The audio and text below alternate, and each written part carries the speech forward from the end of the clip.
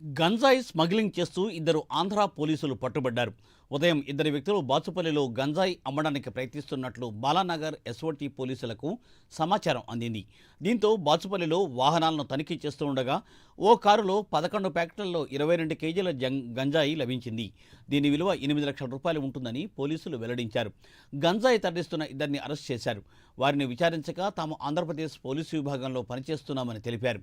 కాకినాడలోని 3వ బెటాలియన్ ఏపీఎస్పీకి చెందిన head constable, ఒక కానిస్టేబుల్ అని వారు వెల్లడించారు. ఆరోగ్య కారణాలను చూపి సెలవులు పెట్టామని, గంజాయి స్మగ్లింగ్ చేయడం ఇదే మొదటిసారని వారు తెలిపారు. కేసు నమోదు చేసిన పోలీసులు దర్యాప్తు చేస్తున్నారు.